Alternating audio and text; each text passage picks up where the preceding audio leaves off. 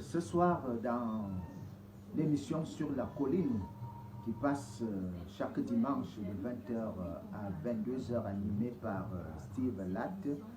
Nous avons travaillé sur le thème comment nous pouvons être agréables à Dieu. En résumé, ce que nous avons dit, c'est qu'il y a deux figures de cas. Ceux qui n'ont pas donné leur vie à Jésus ou qui n'ont pas encore donné leur vie à Jésus-Christ, la solution est simple, qu'ils donnent déjà leur vie au Seigneur Jésus.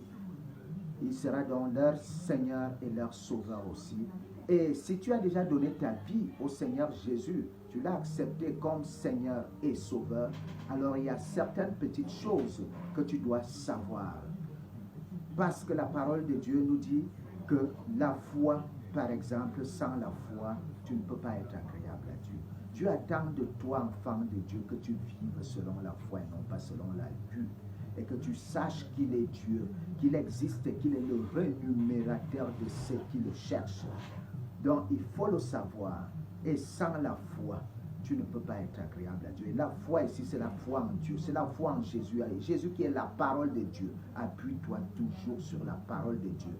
Intègre les promesses qui sont dans la parole de Dieu et proclame-les dans ta propre vie et tu les verras se manifester.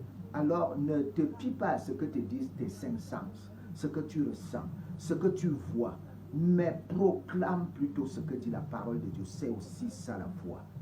C'est ça la foi. La parole est importante. Nous devons la consommer. Nous devons l'intégrer.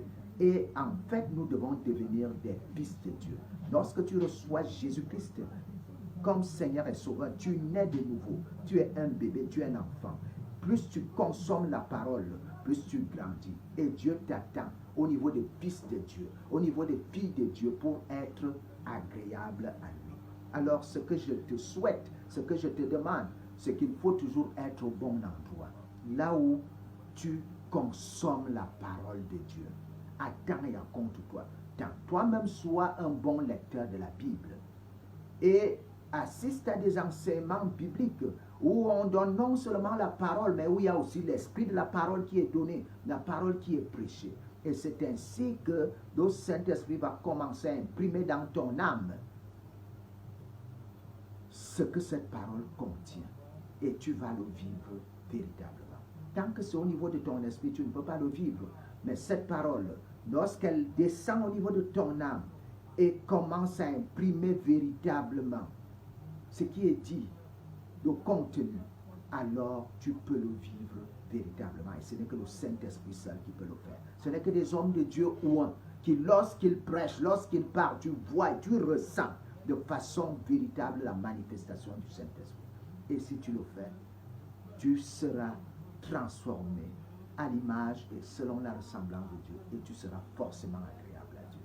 Merci de mettre en pratique ces conseils et tu gagneras beaucoup.